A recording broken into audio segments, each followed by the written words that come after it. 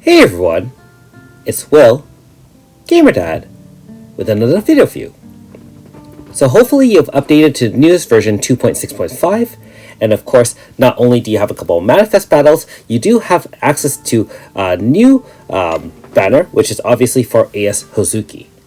So this is a Fateful banner, of course, which is a flat 10% chance on getting the AS Hozuki banner, and obviously a small uprated version for the OG one as well. Keep in mind that most Faithfuls do have up-to-date units, including AS Rosetta, Melissa, Hina, and so on and so forth.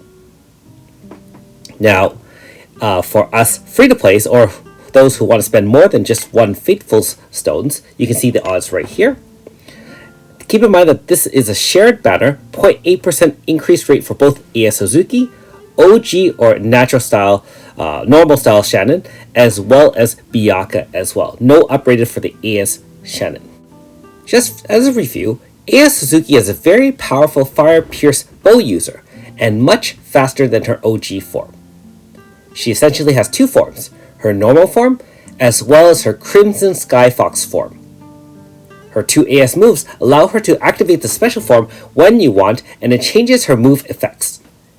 Now, normal mode, the spam move Trillion Red Wisps apply fire resist debuffs while doing some decent AoE damage. Her other move, Flame Change Dance, boosts power and bow damage of your team by 30% and then activates her powerful Skyfox form. That now makes her spam move deal tremendous damage when used consecutively, as well as increasing stacks on her that increase her own power and speed to a max of 5 stacks or 35%. You can continue to use this spam move as much as you want and deal tons and tons of damage during the AF. But what makes AS Hozuki super powerful is that when in Skyfox form, if you use the Flame Change Dance again, it does a single target mega attack and consumes all the stacks. However, you can't change back to Skyfox form again for the rest of the battle. So essentially, she's like a one-trick pony or a one-shot, almost like a zone breaker type move. At this point, my thoughts about this banner will focus on AS Hozuki, since even with manifests, I don't personally feel that Shannon and Byakuya will change the current team meta and add much to top teams.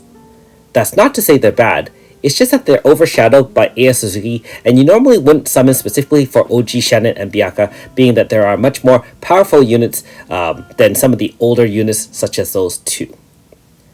So, in tonight's episode of Should You Summon? Well, should we summon for her?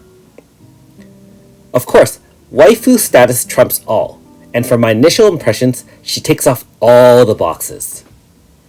Now, if you want to evaluate her on actual gameplay, we have to consider what teams she can fit in and what role she can play. The most common use would be in a top tier Pierce team in a Pierce zone using AS form to set the zone, and other powerful bow users such as AS Seal, Yukino, or eventually even AS Leclerc with Manifest. Don't forget that you can also use Melissa as well for a one-turn AF kill or an AF setup. AS Hozuki's super attack can essentially one-shot most bosses, and works especially well against fights with HP stoppers, since you can do a large AF, spam that super move, and then after the AF is done, you can use her one-shot super attack after you've hit the HP stoppers during the AF. She is also the most powerful Fire Pierce unit currently available in Global. So, if you need someone like her to fill out your Pierce team, she's your unit. There are actually a lot of videos that feature her as well as those other units I've mentioned, either Melissa and AS Foreign, and they can 2-turn, 3-turn, easily kill off the twins and other tough super bosses in Global. However, keep in mind that AS Seal, Yukino, and AS Leclerc might already be enough for your Pierce team to beat all current content in the game. And to add to that, AS Seal is essentially farmable for all us free-to-plays with a little patience and luck, since we should all have 4-star Seal at this point in the game. As an example, I'm only using AS Foreign or Melissa to set zone, Jade, AS Suzette, and Claude, and I can still handle the current super bosses when I need a Pierce team, like against the unseen optional super boss. Remember that with the availability of the future Grasta system, you can enhance and share Grasta abilities, and really let your team do tons of damage even without the newest units. And I don't believe there's a boss that specifically needs Fire Pierce damage to kill it at this time. Even so, Jade can fill that void unless the boss is extremely difficult. One other thing to know as well. Although AS Hozuki can boost your team's bow damage and power, that move is limited to being used once, and it'll activate her Skyfox form. Now, it's not that you can't use it again, it's just that if you use it too early, you're going to do that one-shot kill, and there's going to be less flexibility in choosing when to use that buff move, since you don't want to accidentally use that one-shot kill prematurely. Of course, most fights will be ended quickly with her, so there's that as well. But in comparison to ASCL and Yukino, AS Hozuki doesn't really boost your team's damage as much.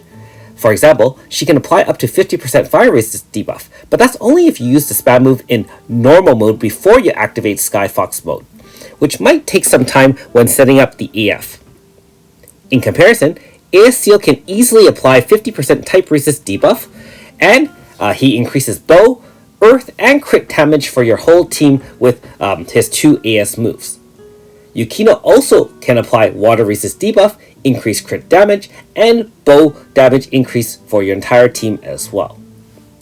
So overall, AS Hozuki, in my opinion, is quite selfish in helping the team do more damage, and she needs a lot of support from her other team members for maximum damage to put all the buffs and kind of synergies on her. Now, as for her use in Fire Zone, being a fire type unit, I feel that Fire Slash teams actually have way more synergy and potential for DPS, as well as shields, debuffs, and so on and so forth, at least in the current meta. You have already Radius, AS Renri, AS Sukiya, and eventually AS Miyu is coming in the next few months as well.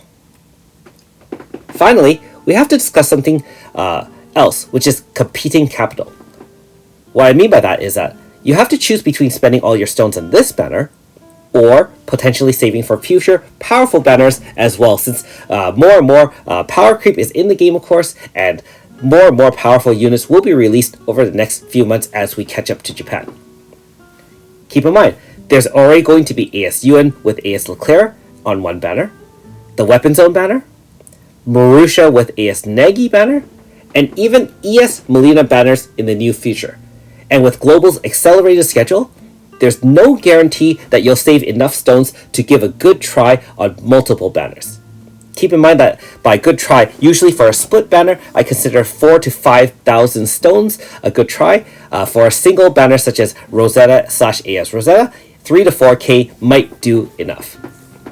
So, if those future units appeal to you more, or especially if you're missing multiple zone units and have to save for something like the Weapon Zone, you might want to pass on AS Hozuki and this particular banner, being that this is actually diluted a little bit. You have 0.8% chance of getting AS Hozuki, but of course, you also have 0.8% chance of getting those other 2 units, which, like I said earlier, even with Manifest, may not add much to your current team meta. So, in conclusion, I agree that AS Hozuki is extremely powerful and would augment any Pierce or Bow team and allow you to kill things even faster than you can probably kill now, and it might even push you over the top if you're having some difficulty with some of the super bosses currently. I'm just not sure if I would consider this to be a must-pull banner. Now for reference, I do already have a 4.5 star Hozuki, so I can farm her treatises, but even if I didn't have any form of Hozuki, I would probably have to pass on this banner myself. There are too many good units coming up, and honestly, I have other holes to fill on my roster. I mean, I don't even have Yukino, for example. Of course, everyone and everyone's account has different needs though, so if she calls to you, and you need to suffer for her, then go for it. Anyways, hope my thoughts about this banner, help you decide whether or not to go for her. Let me know in the comments below if you're planning to still go for her, if you're planning to save for future units, or so on and so forth. Anyways, thanks for watching. We'll see you next time.